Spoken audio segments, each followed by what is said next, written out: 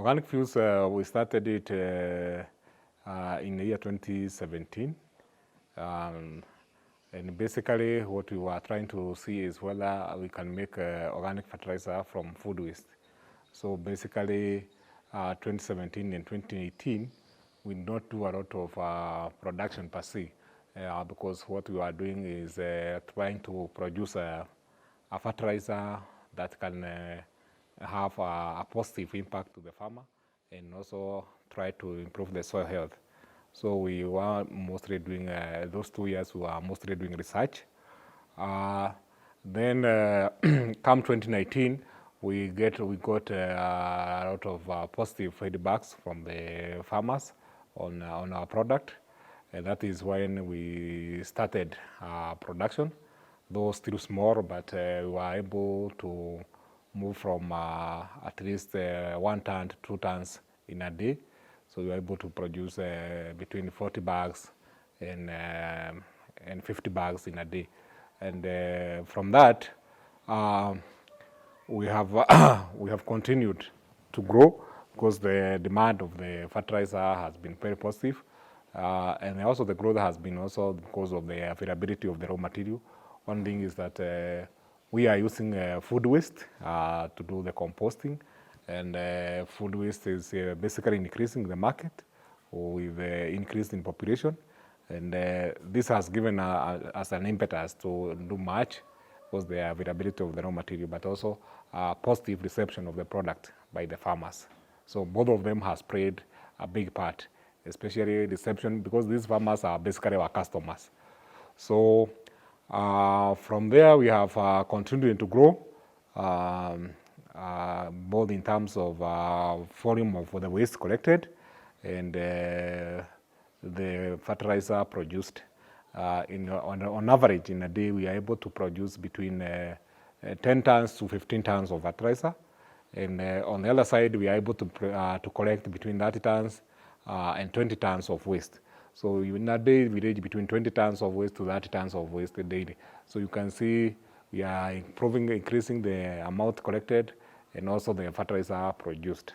Our waste collection method is basically, the waste is basically, most of it is free, but then we engage young people and women at the market level who aggregate this waste to the same point where the lorry can be able to collect it and deliver this to the composting site.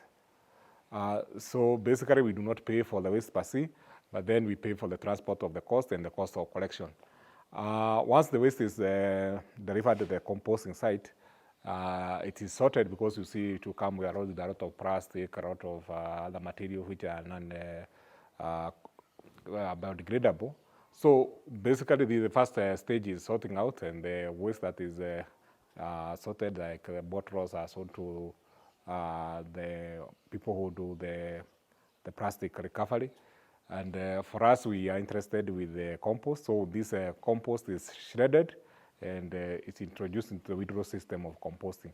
This is basically to make sure that it can be able to be monitored in terms of how the composting is taking place, and temperatures, the moisture level, and all that.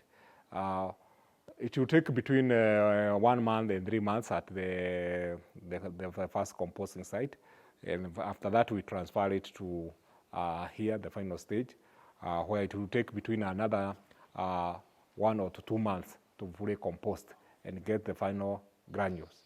We have about between every day we have between 40 and 50 people, and mostly around the collection and the production site, because the composting site does not require a lot of people. So these people are doing the screening, the sieving, and then the granulation and the packaging. And this is where we are able to create a lot of jobs for the young people, because this is manual work, so it requires people who are energetic enough to be able to do that. This is a fertilizer that we can use for top dressing. And this fertilizer is very best. Most of the arable land or the arable soils are basically acidic soils. Say the coffee soils, the tea soils, the maize soil. All these soils most of them come with a low pH, so they are quite, or they are beta acidic. And this fertilizer tries to neutralize that acidity. So it is basically it reduces the need to do rhyming for the farmers. Unlike rime, it will add beneficial microbes, as we have seen in the seeding process, to the soil. And it will add carbon, or what we call organic matter, to the soil. Because this organic matter is what helps in what we call the soil life, or the soil biology, to help the soil have a better life or a better structure that can support the crops. We were, I think, in agro, USDF Stanbic accelerator program, and basically we won 5 million, that is 50,000 US dollars, and we have used this grant to train farmers.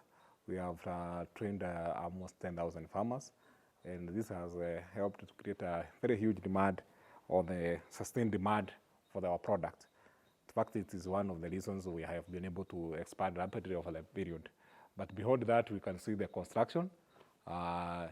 You can see the change. I think there is a lot of change in terms of the machinery, in terms of granulators, all this.